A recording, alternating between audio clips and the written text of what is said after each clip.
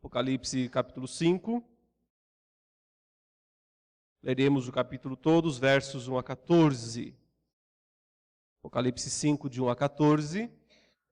Palavra de Deus, registrada nesta passagem, diz assim: Vi na mão direita daquele que estava sentado no trono um livro escrito por dentro e por fora, de todo selado com 7 selos. Vi também um anjo forte que proclamava em grande voz: Quem é digno de abrir o livro e de lhe desatar os selos? Ora, nem no céu, nem sobre a terra, nem debaixo da terra, ninguém podia abrir o livro, nem mesmo olhar para ele. E eu chorava muito, porque ninguém foi achado digno de abrir o livro, nem mesmo de olhar para ele. Todavia, um dos anciãos me disse: Não chores, eis que o leão da tribo de Judá, a raiz de Davi, venceu para abrir o livro e os seus 7 selos. Então vi no meio do trono e dos 4 seres viventes e entre os anciãos de pé um cordeiro como tendo sido morto. Ele tinha 7 chifres, bem como 7 olhos, que são os 7 Espíritos de Deus enviados por toda a terra. Veio, pois, e tomou o livro da mão direita daquele que estava sentado no trono. E quando tomou o livro, os 4 seres viventes e os 24 anciãos prostraram-se diante do cordeiro, tendo cada um deles uma harpa e taças de ouro cheias de incenso, que são as orações dos santos. E entoavam um novo cântico, dizendo: Digno és de tomar o livro e de abrir-lhe os selos, porque foste morto, e com o teu sangue compraste para Deus os que procedem de toda tribo, língua, povo e nação. E para o nosso Deus os constituíste reino e sacerdotes, e reinarão sobre a terra. Vi e ouvi uma voz de muitos anjos ao redor do trono, dos seres viventes e dos anciãos, cujo número era de milhões e milhares de milhares, proclamando em grande voz: Digno é o cordeiro que foi morto, de receber o poder e riqueza, e sabedoria, e força, e honra, e glória, e louvor. Então, ouvi que toda criatura que há no céu, e sobre a terra, debaixo da terra, e sobre o mar, e tudo que neles há, estava dizendo: àquele que está sentado no trono, e ao Cordeiro, seja o louvor, e a honra, e a glória, e o domínio, pelos séculos dos séculos. E os 4 seres viventes respondiam: Amém. Também os anciãos prostraram-se e adoraram. Até aí, meus irmãos, a leitura da palavra do Senhor. João subiu ao céu e lá ele viu o trono de Deus. Assim que o capítulo 4 começa a descrição do chamado de João até os céus, onde ele enxerga aquele trono que é esplendoroso, que é composto de vários círculos, né, ao redor desse trono, todos eles cheios de simbolismos, como nós pudemos ver na última exposição do capítulo 4. Mas o fato é que ver a glória e o esplendor daquele trono celeste fez com que João e nós, consequentemente, pudéssemos entender muitas coisas. E a principal delas é que as coisas do mundo não são o que parecem ser. Há uma realidade invisível, maior, superior, que dá sentido à realidade visível. Os homens que apenas enxergam as coisas deste mundo, nem dá para dizer que enxergam as coisas só pela metade. Na verdade, não enxergam nada, porque não conseguem ver a verdadeira realidade. Quando João vê o céu, ele compreende a realidade última e também a primeira. A origem, o sentido, o fim de todas as coisas. Portanto, como eu disse, olhar o céu muda o modo como nós vemos a terra. Olhar que há um trono lá em cima, maior do que todos, faz com que nós percebamos que os poderes deste mundo são incomparáveis, não podem ser comparados com o poder supremo, grandioso de Deus. Olhar lá o céu como João viu e perceber que lá estão os 24 anciãos representando a igreja do Senhor, gloriosa, com coroas reais, coroas verdadeiras, coroas autênticas sobre suas cabeças, mostra que a igreja, embora aqui na terra por vezes seja sofrida, enfrente lutas, problemas, no entanto, no plano de Deus, aos olhos de Deus, é a instituição mais gloriosa que existe. A igreja gloriosa se assenta em tronos ao redor do trono de Deus. Ver no céu os próprios seres viventes, como João viu, os animais lá representando a natureza glorificada, a natureza que um dia também chegará a alcançar a plenitude do propósito de Deus, faz com que também olhemos para este mundo com outros olhos. Mas acima de tudo, e esse é o grande destaque desses dois capítulos, o 4 e o 5, olhar para aquele louvor celeste. Observar como todas as criaturas celestes estão comprometidas com uma adoração, e uma adoração específica, porque elas adoram o Criador e o Redentor, o Deus Criador e o Deus Redentor, sempre nesses dois atributos unidos. Olhar para aquela adoração extraordinária faz com que também nós percebamos que fomos chamados para uma vida de adoradores. A nossa adoração aqui na terra é só um pequeno reflexo, pálido, da grande adoração celeste, da qual um dia todos nós tomaremos parte, participaremos dela. Portanto, olhar o céu, como eu disse, muda totalmente o modo como nós passamos a olhar a terra, a nossa vida, a razão da nossa existência, a razão de ser da igreja, o motivo do culto, o modo como o culto, como a adoração diária precisa ser.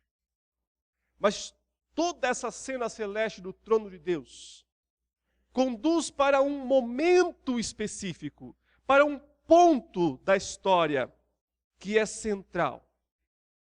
Toda a cena converge para um livro. Observe que é assim que começa o versículo 1 do capítulo 5.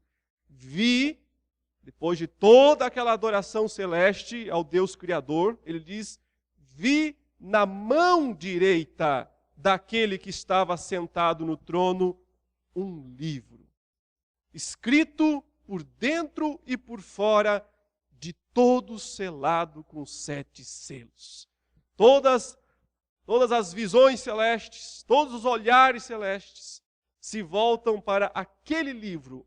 Há um livro, ele diz, na mão direita daquele que está sentado no trono, do Deus Todo-Poderoso, representando aqui a primeira pessoa da Trindade, o Pai. Ele não é descrito. Foi descrito como jaspe, como sardônio, apenas como cores que mostram sua santidade e sua misericórdia. Mas agora, vê-se uma mão, apenas uma mão. É a direita, ou seja, é a mão poderosa, é a mão da ação. E nessa mão do Todo-Poderoso está um livro. Esse livro passa a dominar toda a cena dos capítulos 4, 5 e 6. Porém, é dito que esse livro, que está escrito por dentro e por fora, ou seja, ocuparam tudo que era possível. Não ficou espaço nenhum. E você não deve imaginar um livro como os que nós hoje em dia manuseamos. Você precisa pensar aqui num pergaminho, aqueles livros antigos, um pergaminho, um rolo. Eles escreviam dos dois lados, de fato, depois eles o enrolavam, e para que fosse conservado, para que fosse preservado, também esse livro era selado. Quer dizer que eram colocados uma espécie de lacre. E este livro tem 7 lacres. Ou seja, ele está totalmente fechado, totalmente selado. Este livro, então, a partir desse momento, em toda essa sessão aqui, que vai dos capítulos 4 até o 7, ele será central. Porque ele representa o quê? Ele representa o propósito de Deus para o mundo. Os acontecimentos, as decisões que Deus tomou e que precisam acontecer no mundo, nos céus e na terra. Desde a primeira vinda de Jesus até a segunda vinda de Jesus. Podemos dizer que esse é o livro dos decretos de Deus para este mundo, durante o período, durante a época que vai da primeira vinda de Jesus até o fim do mundo, o fim dos tempos, a segunda vinda de Jesus e a consumação do século. O fato desse livro estar selado, estar fechado, indica que algo está impedindo o cumprimento destas decisões. Indica que, se algo não acontecer, primeiro, o livro então não pode ser executado. As decisões, os decretos não podem ser cumpridos neste mundo. Aí está a razão do desespero de João, quando ele toma consciência de que aquele livro está fechado, e principalmente quando dizem, há uma noção celeste de que ninguém pode abrir o livro. Assim está escrito, veja, um anjo forte passa pelo meio do céu, gritando, proclamando em grande voz, fazendo uma pergunta sem resposta: quem é digno de abrir o livro e de lhe desatar os selos? A pergunta já vem com a resposta, no verso 3.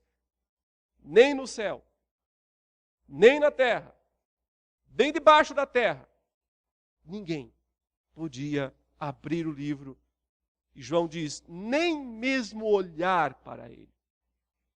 A dignidade, a grandeza desse livro, na mão direita de Deus, é tão imensa que nem sequer existe alguém com dignidade suficiente para olhar, quanto mais pegar ou abrir.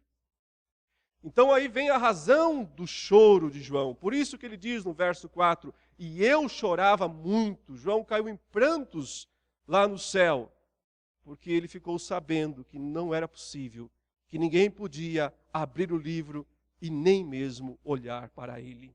Portanto, se esse livro permanecesse fechado, significaria que o grande propósito de Deus para o mundo e para a sua igreja não aconteceria.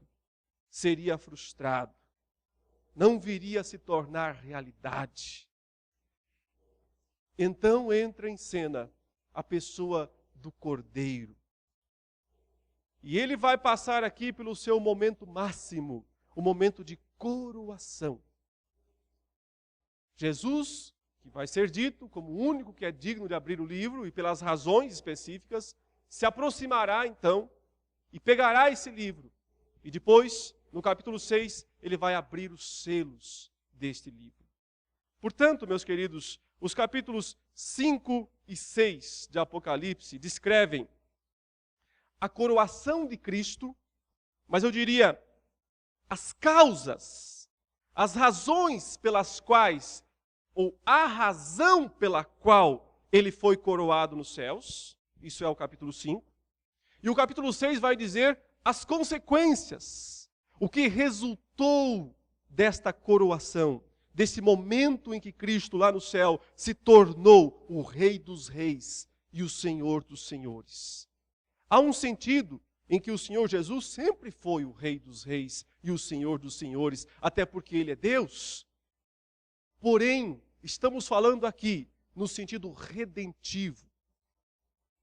através da sua conquista pela sua morte, pela sua ressurreição e pela sua subida aos céus.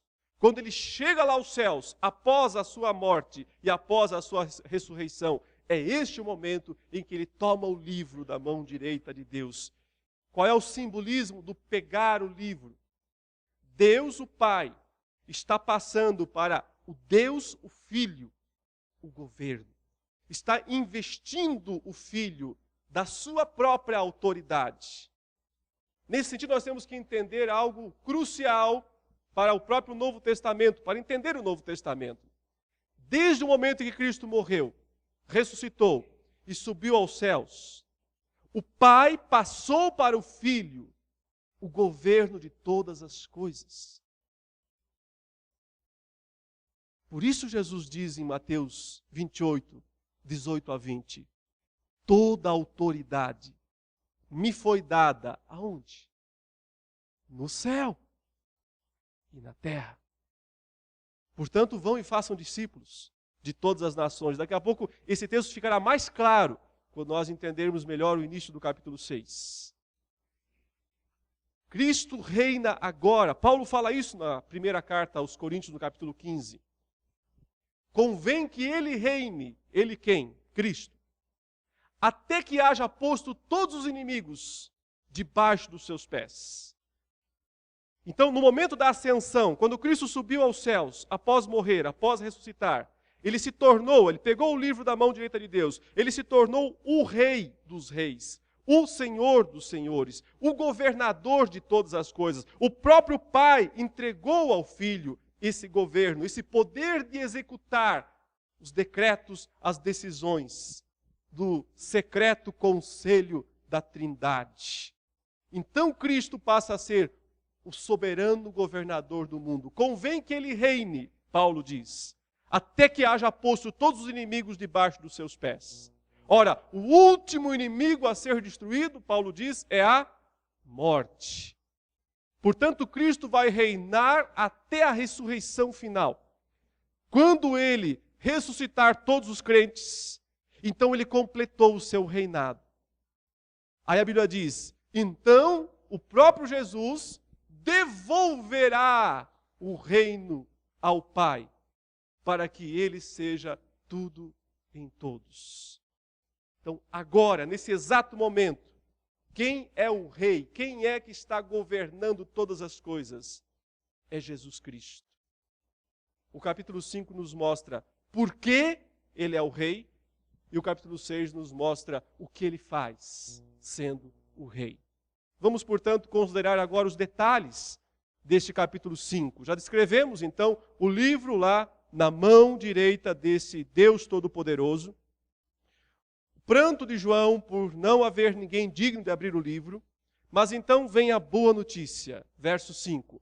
Todavia, um dos anciãos, um daqueles representantes da igreja celeste, me disse, ele o consolou, ele disse, não chores, pode parar de chorar, agora não há mais motivo. Eis que o leão da tribo de Judá, a raiz de Davi, venceu para abrir o livro e os seus 7 selos.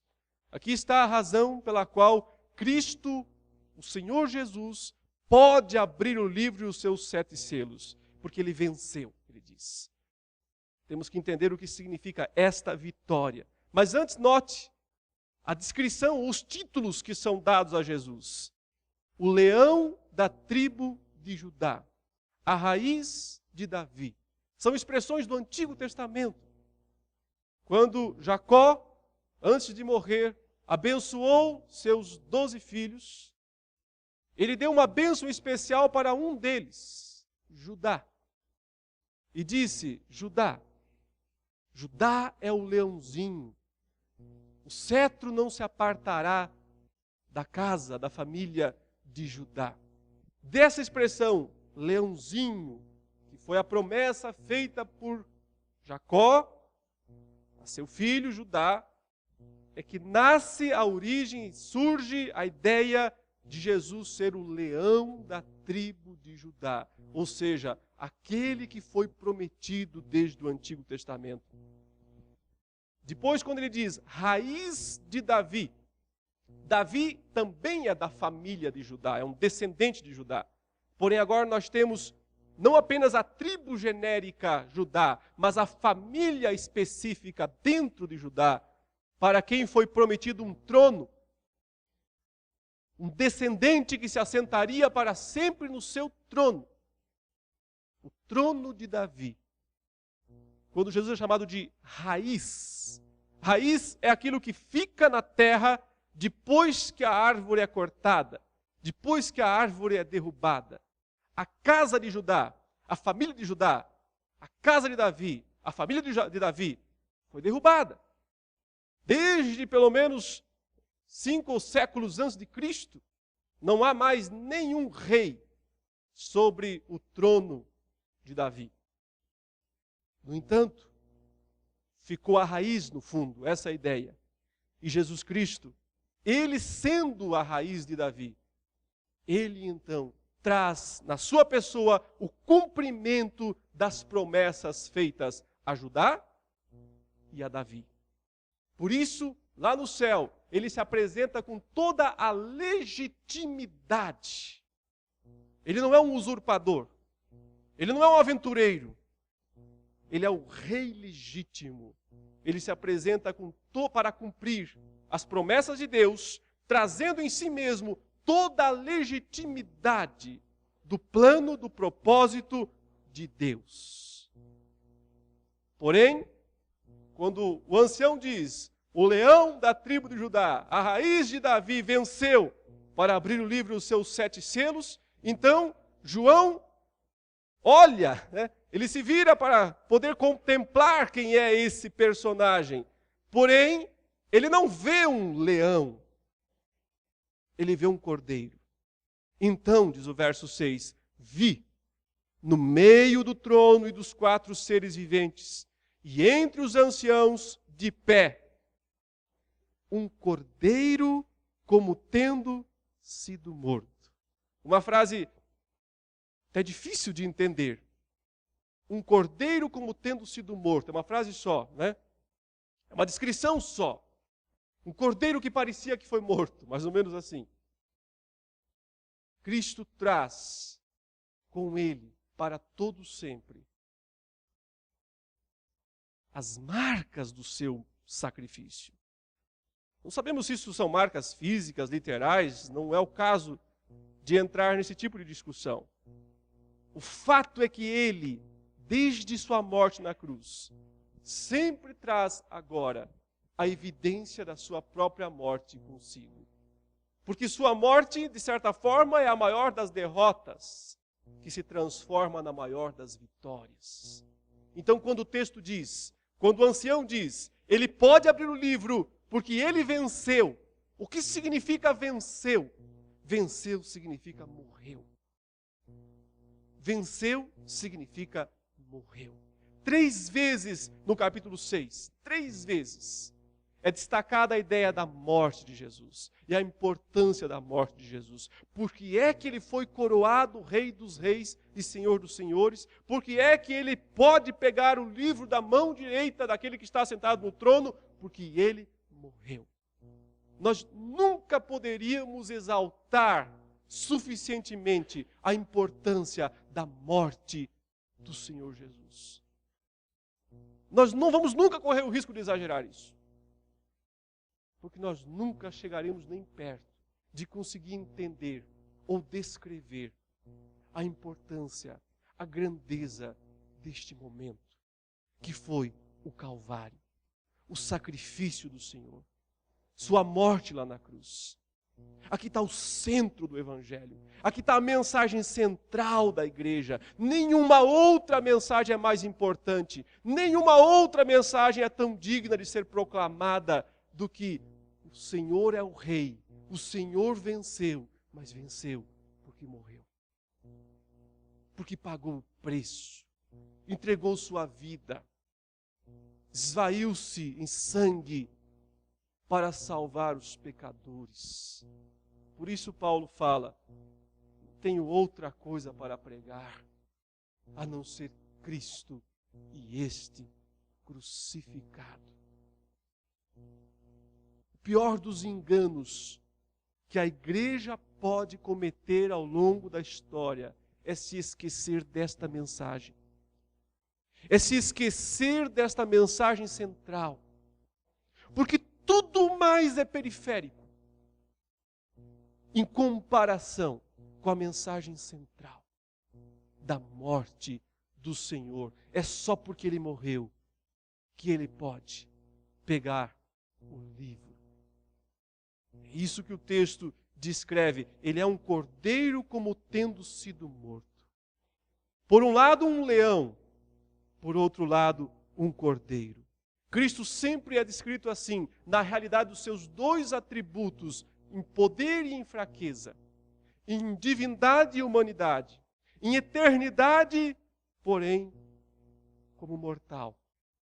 Ele sempre se apresenta em Apocalipse, reunindo em si os dois grandes atributos. Veja aqui, ele é um cordeiro como tendo sido morto, mas ao mesmo tempo, ele tinha, diz o verso 6, 7 chifres. Chifre, na Bíblia, significa poder. No hebraico, a mesma palavra para chifre é também a palavra para poder. Força. E quando diz que ele tem 7 chifres, então quer dizer que ele é todo-poderoso. Ao mesmo tempo, como tendo sido morto, ao mesmo tempo, todo-poderoso. E também diz que ele tem 7 olhos, que são os 7 Espíritos de Deus enviados por toda a terra. Dele procede o Espírito Santo, tanto quanto procede do Pai, segundo a nossa teologia ortodoxa. O Espírito que procede do Pai e que procede do Filho. O Filho também é aquele de quem o Espírito Santo procede como uma pessoa, não como uma força, não como uma energia. Terceira pessoa da Trindade, o Espírito Santo procede do Filho. E nesse sentido também, a presença do Filho está em todos os lugares ao mesmo tempo. Não fisicamente. Após a ressurreição, quando Cristo sobe aos céus e se assenta no trono, fisicamente ele não está presente em todos os lugares ao mesmo tempo. Porque fisicamente ele está lá no céu. No entanto, espiritualmente, ele está presente em todos os lugares. Até porque dele procede também o Espírito Santo, que vai por toda a terra. É isso que o texto diz, que são os 7 Espíritos de Deus enviados por toda a terra. Então chega o momento máximo da coroação de Cristo no versículo 7. Veio, pois, diz, e tomou o livro da mão direita daquele que estava sentado no trono. Essa descrição do versículo 7, ela é enfática porque mostra, de certa forma, a ousadia desse cordeiro. Não tem restrição. Ele entra naquele lugar onde todo mundo treme. Ele adentra aquela região onde ninguém sequer olha. Ninguém pode nem olhar para aquele livro. No entanto, ele, sem temor, sem medo, sem titubear, ele entra e pega. Essa ideia tomou, se apossou, se apropriou, traz a ideia de conquistou. Ele vai e pega, porque ele conquistou. É seu direito, é sua vitória, é seu momento máximo. É a hora da coroação, quando todas as criaturas celestes vão tombar diante dele, vão se prostrar diante dele, com todo aquele poder que ele ganhou, que ele conquistou. Ele toma o livro da mão direita daquele que está assentado no trono. E o verso 8 diz, e quando tomou o livro, quando ele teve essa atitude firme, sem vacilar, quando ele pega esse livro, os 4 seres viventes, os 24 anciãos, prostraram-se diante do Cordeiro, tendo cada um deles uma harpa e taças de ouro cheias de incenso, que são as orações dos santos. Veja, a igreja celeste, a natureza representada no céu, Os dois grandes instrumentos da criação, ou os dois grandes elementos da criação de Deus, que Deus criou, se prostram agora diante do Cordeiro. Ele não é um deusinho menor, ele é Deus Todo-Poderoso, recebe a mesma adoração que o Pai recebe. E neste momento, eles vão entoar um cântico. E esse cântico explica mais uma vez por que é que ele foi coroado nos céus.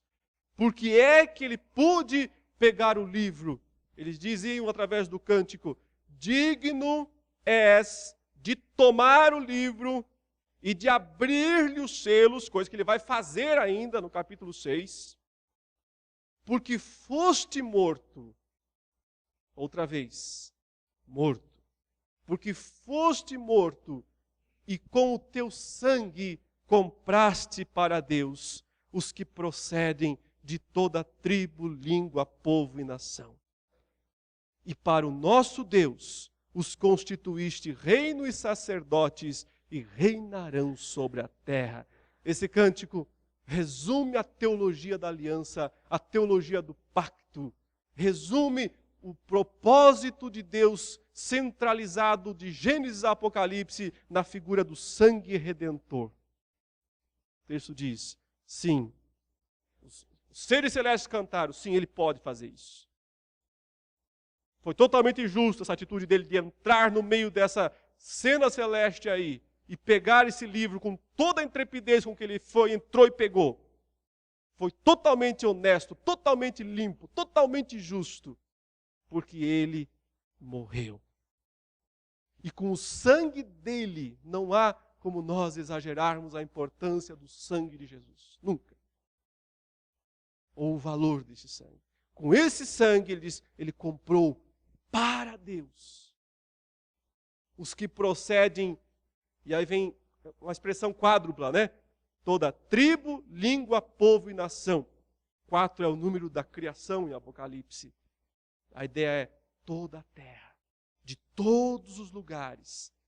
A igreja deixou de ser uma igreja judaica, deixou de ser uma igreja restrita a um povo, a uma nação. Agora, há comprados em todos os povos, em todos os cantos do planeta, em todos os cantos da terra, pessoas foram compradas. A importância dessa palavra, comprados, é extraordinária, meus queridos. Mas note, Cristo não morreu na cruz para comprar coisas para nós. Muitos entendem desta maneira, né? Cristo morreu na cruz para comprar coisas para nós, para nos conceder coisas. Na verdade, ele morreu na cruz para nos comprar. Nós é que fomos os comprados. O seu povo, os seus escolhidos, os seus eleitos, aqueles por quem ele morreu, de toda tribo, raça, povo ou nação. E esses, e exclusivamente esses, o texto diz, é que são constituídos reino e sacerdotes. Toda a autoridade me foi dada nos céus e na terra. Portanto, vocês podem ir, é isso que Jesus disse, e façam discípulos de todas as nações, batizando em nome do Pai, do Filho e do Espírito Santo. E eu estou com vocês todos os dias, até a consumação dos séculos. Cristo pegou o livro que dá direito ao cumprimento das promessas e das profecias celestes.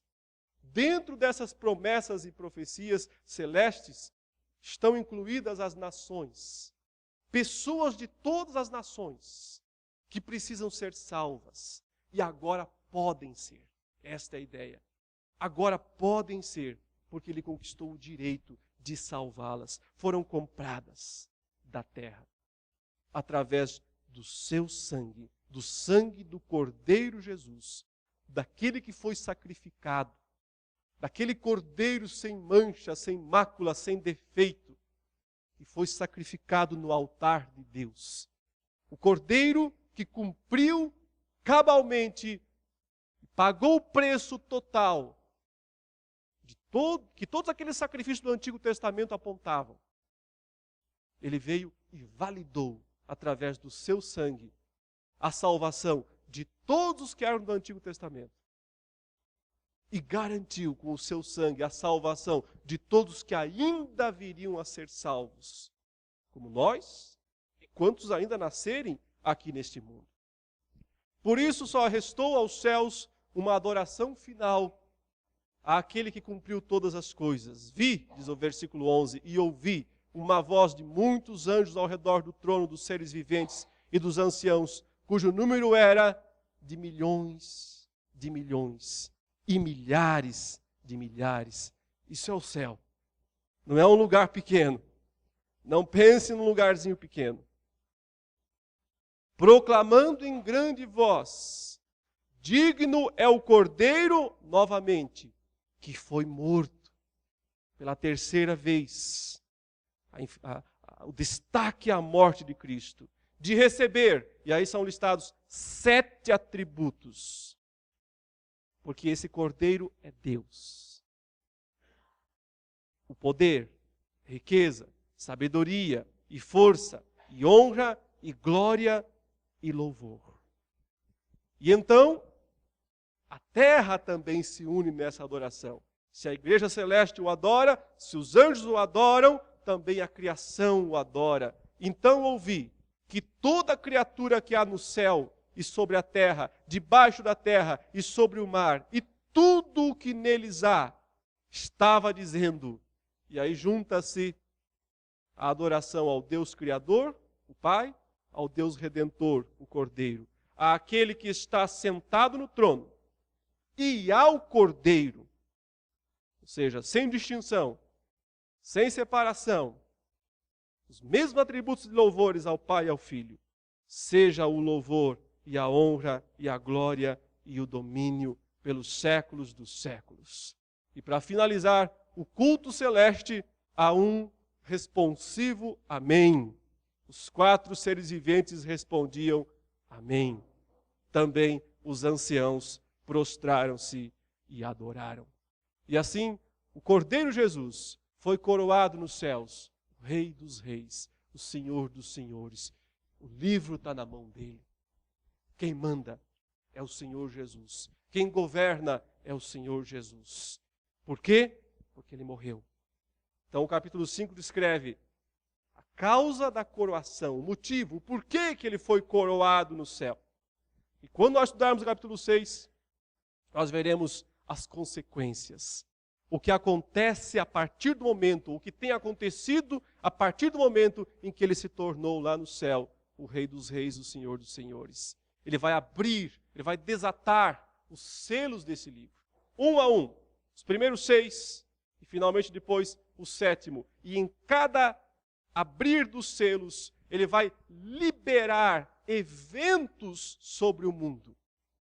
Eventos que cumprem na terra os propósitos celestes, os propósitos estabelecidos no céu. Vai ser muito interessante, eu espero, quando nós analisarmos um por um os selos, começando com os primeiros, os cavaleiros, os 4 cavaleiros. E aí, com isso nós vamos perceber que muitas interpretações fantasiosas desses 4 cavaleiros são totalmente sem sentido. Porque eles estão ligados, os 4 cavaleiros e os outros 2 selos dos 6 selos iniciais, estão ligados àquele momento da coroação de Cristo. Àquele momento em que ele subiu ao céu e pegou o livro e começou a executar os propósitos de Deus. Esses selos não vão acontecer, já estão acontecendo desde o momento em que Cristo subiu aos céus na ascensão. Eu espero assim demonstrar na próxima mensagem. Por ora, fica para nós a certeza de que ver o céu muda o modo como nós vemos a terra. Entender que quem reina é o Senhor Jesus, que Ele é que está agora no comando de todas as coisas, faz com que nós, aqui na terra, nos revistamos de esperança, nos revistamos de fé, porque a nossa vida, aconteça o que acontecer, ela não está solta no ar, ela está nas mãos daquele que reina, daquele que governa.